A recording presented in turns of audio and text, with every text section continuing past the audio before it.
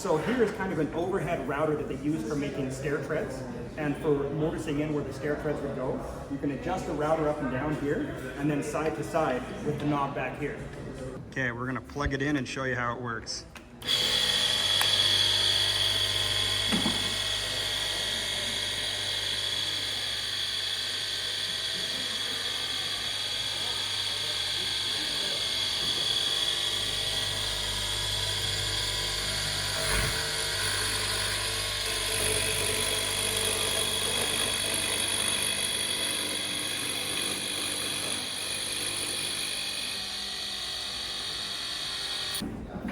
And look at the size of that bit right here. How do you call this machine? Oh wow, that's basically a spindle route.